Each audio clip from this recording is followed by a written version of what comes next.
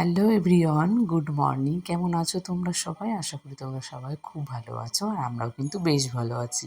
PST ব্লগে তোমাদেরকে সবাইকে আবারও অনেক স্বাগত জানিয়ে ব্লগটি শুরু করছি। আশা রাখছি আজকের ব্লগটাও তোমাদের খুব ভালো লাগবে। তো সকালে উঠে একেবারে স্নান সেরে নিয়েছি আজকে। স্নান করে এখন পুজো দিয়ে নেব, তার আগে একটু স্কিন কেয়ারটা করে নিচ্ছি। আর সকালে উঠে একটু স্কিন কেয়ারটা করে নিই, কারণ রাতের বেলাতে তো কিছুই দেওয়া হয় না সেভাবে। বেশিরভাগ সময়টা না আমি ভুলেই যাই ক্রিম দিতে।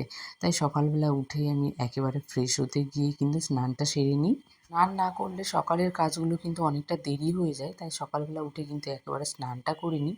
তাহলে কি বলো তো, সকালে যদি পুজোটা দিয়ে নিতে পারি তাহলে সারাদিনের কাজ কিন্তু অনেকটা কমে যায়।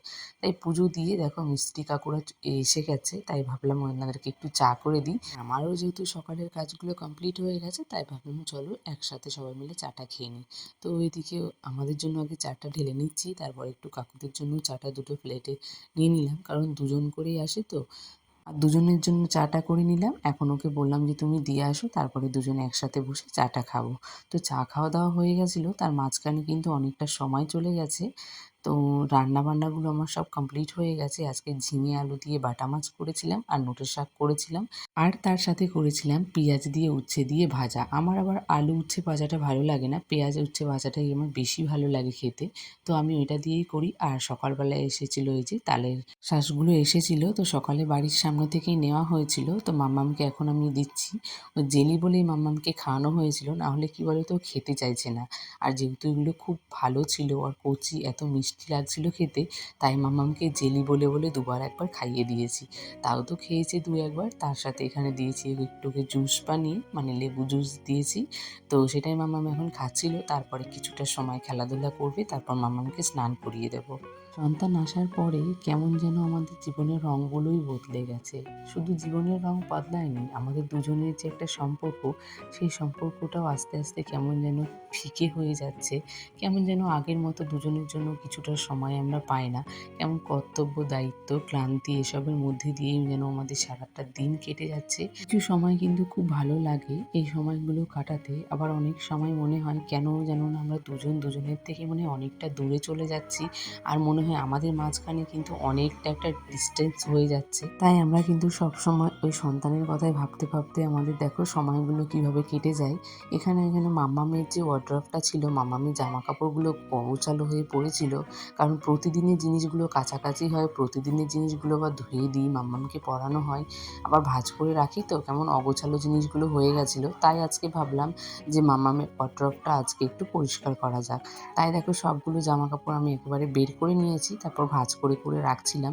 যেটা কোথাও যাওয়ার জামা কাপড় সেগুলো আলাদা রাখছিলাম, ডেলি ইউজেরগুলো সেগুলো একটু আলাদা করে রাখছিলাম, আর প্যান্টের সেটগুলো সেগুলো আলাদা রাখছিলাম। তাহলে কি বলো তো, পরানোর সময় খুব সুবিধা হয় পরানোর জন্য। ভালো জামা কাপড় তো খুব একটা মাম্মাম পরে না, কারণ ওই কোথাও গেলেই না সেই মাম্মামকে আমি সুতির একটা সফট নরম কাপড়ের জামা কাপড়গুলোই পরাই। কিন্তু মাম্মামের পছন্দের কিছু জামা কাপড় নেওয়া হয়েছিল, সেগুলো খুব একটা আমি পরাই না। আর যখন যেই নতুন জামাটা হয় তখনই সেটা কয়েকদিন পরানো হয়, তারপর সেটা আবার রেখে দিলে সেটা কিন্তু পুরনো হয়ে যায়, সেটা তখন আর মাম্মাম পরাতে চায় না। আর কি বলতো, মাম্মামের জামা কাপড় ওই মাসের মধ্যে 4-5টা করে নেওয়া হয়েই যায়। তাই কিন্তু ওই পুরনো জামা কাপড়গুলো আর ওই আবার রিপিট করে পরানো হয় না। এখানে আমি আলনাটাকেও ভালো করে একটু পরিষ্কার করে নিচ্ছি, যে ডেলি ইউজে যে জামা কাপড়গুলো থাকে সেগুলো একটু সুন্দর করে ভাঁজ করে রেখে দিচ্ছি। ভাঁজ করা থাকলে কি বলো তো, দেখতেও যেমন সুন্দর লাগে, তেমন কিন্তু নিতেও খুব ভালো লাগে। তাই সবসময় একটু গোছানো পরিষ্কার জিনিসটা না সবসময় একটু ভালোই লাগে। তো এখানে মামামের যে পুতুলগুলো ছিল, খেলনাগুলো ছিল, সেগুলো অনেক দিন হয়েছে মোছামুছি হয়নি। তাই ভাবলাম আজকে সবগুলো একটু পরিষ্কার করে নিই, তাহলে কি বলো তো ঘরটাও একটু পরিষ্কার পরিচ্ছন্ন। একবার মনে মনে ভাবি যে যেহেতু কাজ হচ্ছে, ঘরের কাজগুলো বেকার, এগুলো করা আমাকে পরে একটা ডিপ ক্লিনিং করতেই হবে। তো কখন রেডি হবে ঘর সে আশায় তো এগুলো আর ফেলে রাখতে পারি না, তাই হালকা পাতলা করে প্রতিদিনই একটু ক্লিনিংগুলো সেরে রাখি। এখানে যেমন আয়নাটাও একটু ভালো করে মুছে নিলাম, কারণ এখানে মুখ দেখতে যখনই আসবো তখনই কিন্তু যদি ঘোলা ঘোলা লাগে তাহলে কিন্তু সেটা ভালো লাগে না। আর সবসময় আয়নার জায়গাটা একটু পরিষ্কার পরিচ্ছন্ন, আয়নাটা বেশ চকচকে একটা ভাব থাকে, তাহলে কিন্তু ভালো লাগে। তো এই জায়গাটা আমি একটু আবার পরিষ্কার করে নিলাম, ওয়ার্ড্রপের ওপরটা, যেহেতু ওই ধুলো টুলো পড়ে। এবার কি বলো তো, আমার ঘরটা এতটা পরিমাণে গরম যে ঝড় বৃষ্টি হলে না ওই ঝড় হলে আর বৃষ্টি হোক আমার না ভীষণ আনন্দ হয়। সবার মনে হয় যে এই ঝড় বৃষ্টি হলে ঘরের মধ্যে নোংরা ঢুকে যায়, পরিষ্কার পরিচ্ছন্ন করতে হয়।